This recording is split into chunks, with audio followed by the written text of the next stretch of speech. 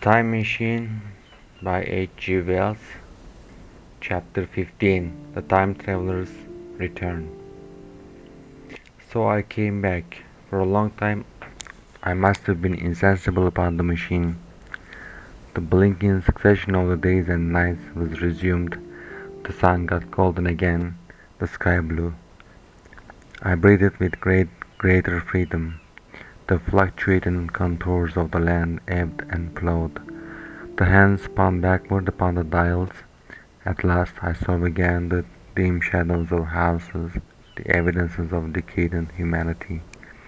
These too changed and passed, and others came. Presently, when the million dial was at zero, I slackened speed. I began to recognize our own pretty and familiar architecture. The thousand's hand ran back to the starting point. The night and day flapped slower and slower. Then the old walls of the laboratory came round me. Very gently now I slowed the mechanism down. I saw one little thing that seemed odd to me. I think I have told you that when I set out, before my velocity became very high, Mrs. Watchett had walked across the room, traveling, as it seemed to me, like a rocket. As I returned, I passed again across that minutes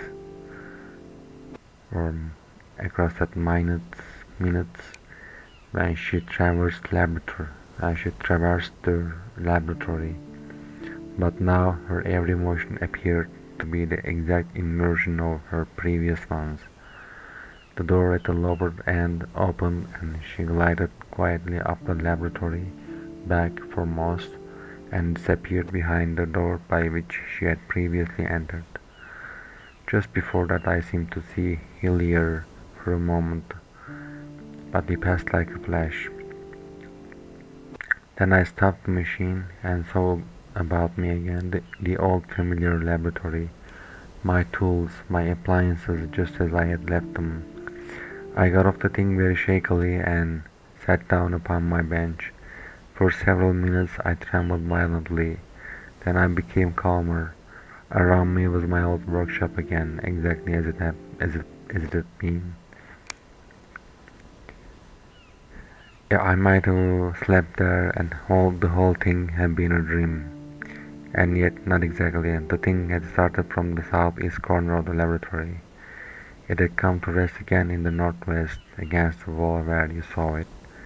That gives you the exact distance from my little lawn to the pedestal of the white sphinx, into which the Morlocks had carried my machine.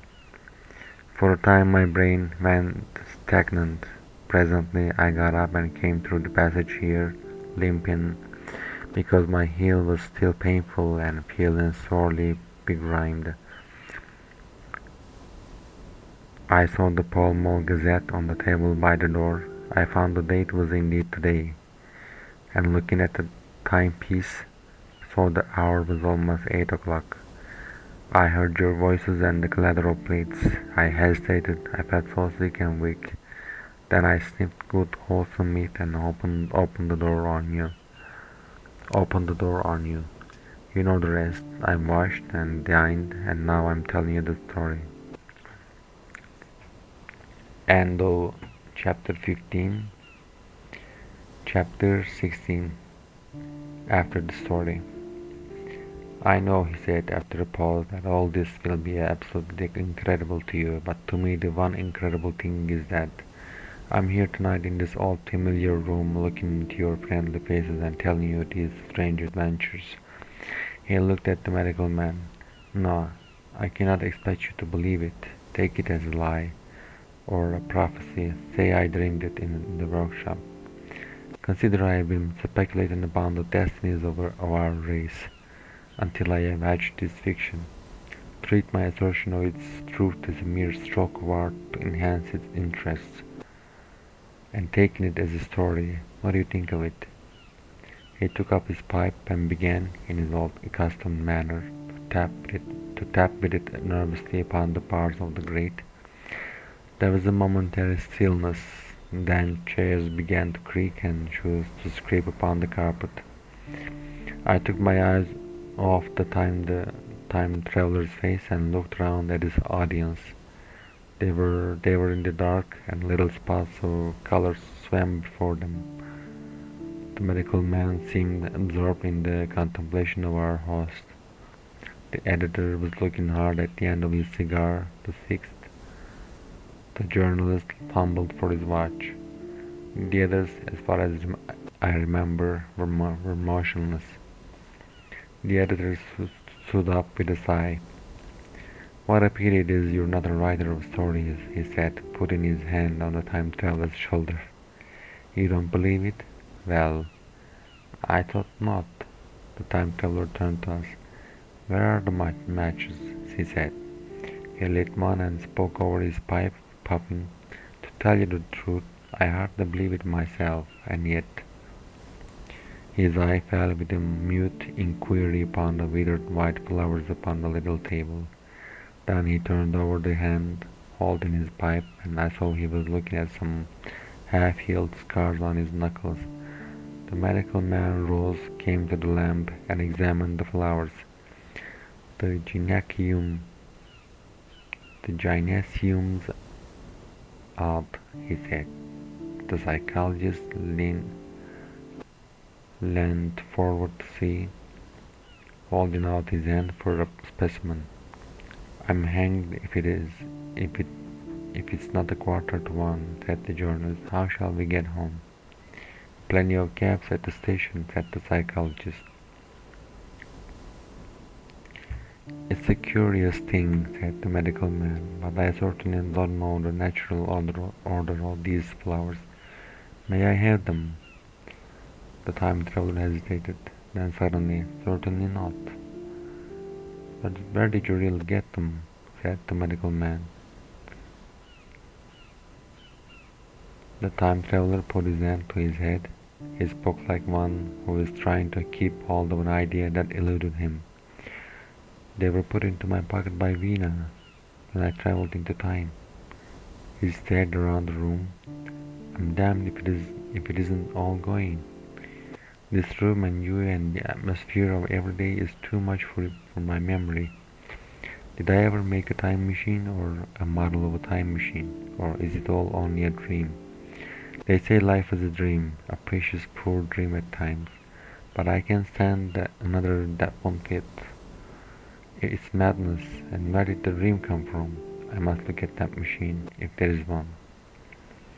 He caught up the lamp swiftly and carried it, flaring red, through the door into the corridor. We followed him. There, in the flickering light of the lamp, was the machine, sure enough, squat, ugly, and askew, a thing of brass, ebony, ivory, and translucent, glimmering quartz. Solid to the touch, for I put out my hand and felt the rail of it, and with brown spots and smears upon the ivory, and bits of grass and moss upon the lower parts, and one rail bent awry. The time traveler put the lamp down on the bench and ran his hand along the damaged rail. "It's all right now," he said. "The story I told you was true. I'm sorry to have brought you here, to have brought you out here in the cold." He took up the lamp, and in an absolute silence we returned to the smoking room. He came into the hall with us and helped the editor on with his coat. The medical man looked into his face and, with a certain hesitation, told him he was suffering from overwork, at which he laughed hugely. I remember him standing in the open doorway, bawling good night. I shared the cap with the editor. He thought the tale a gaudy lie. For my own part, I was unable to come to a conclusion. The story was so fantastic and incredible, the telling so credible and sober. I lay awake most of the night thinking about it. I determined to go next day and see the time traveler again. I was told he was in the laboratory and being on easy terms in the house. I went up to him. The laboratory, however, was empty. I sat for a minute at the time machine and put out my hand and touched the lever. At that, the squat, substantial-looking mass swayed like a bough shaken by the wind. Its instability startled me extremely, and I had a queer reminiscence of the childish days when I used to be forbidden to meddle. I came back through the corridor. The time traveler met me in the smoking room. He was coming from the house. He had a small camera under one arm and a knapsack under the other. He laughed when he saw me and gave me an elbow to shake. "I'm frightfully busy," said he, "with that thing in here, with that thing in there." "But is it not some hoax?" I said. "Do you really travel through time?"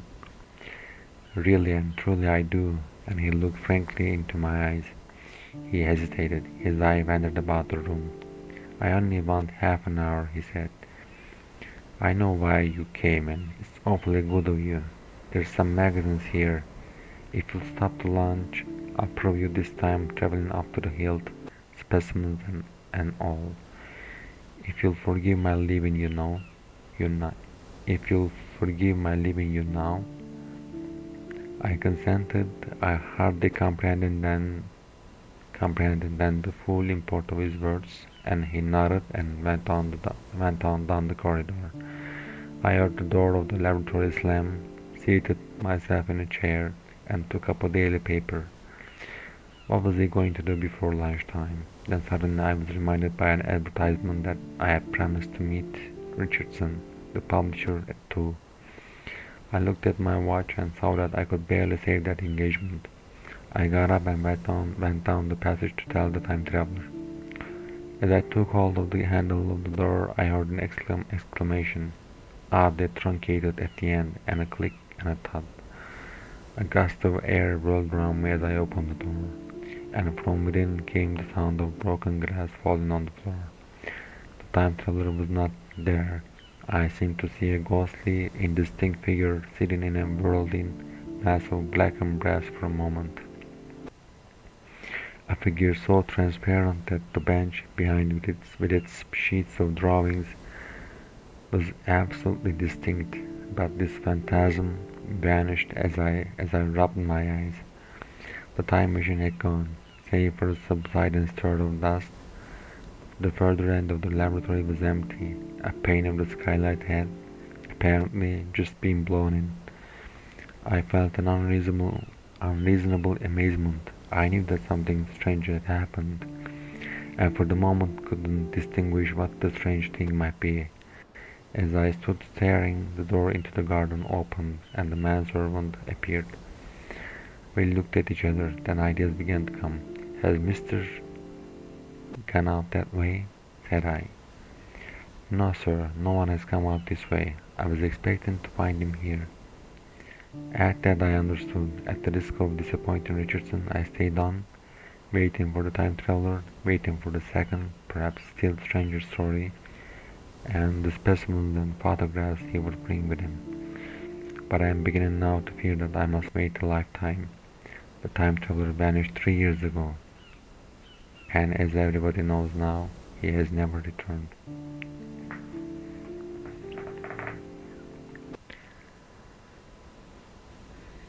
Epilogue.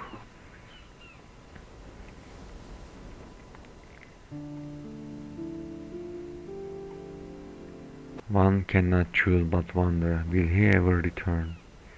It may be that he swept back into the past and fell among the blood-drinking, hairy savages of the age of unpolished stone, into the abysses of the Cretaceous sea, or among the grotesque saurians, the huge reptilian brutes of the Jurassic times. He may even now, if I may use the phrase, be wandering on some pleasure's haunted ovality coral reef, or beside the lonely saline seas of the Triassic age. Or did he go forward into one of the nearer ages, in which men are still men, but with the riddles of our own time answered and its wearisome problems solved, into the manhood of the race? For I, for my own part, cannot think that these latter days of weak experiment, fragmentary theory, and mutual discord are indeed man's culminating time. I say, for my own part, he I know, for the question have been discussed among us long before the time machine was made, thought but cheerlessly of the advancement of mankind, and saw in the growing pile of civilization only a foolish heaping that must inevitably fall back upon and destroy its makers in the end. If that is so, it remains for us to live as though it were not so. But to me the future is still black and blank, is a vast ignorance, lit at a few casual places by the memory of his story, and I have by me, for my comfort, two strange white flowers, shriveled now, and brown and flat and brittle, to witness that even when mind and strength had gone, gratitude and mutual tenderness still lived on in the heart of man. End of epilogue. End of the book The Time Machine by H. G. Wells. Thank you for listening.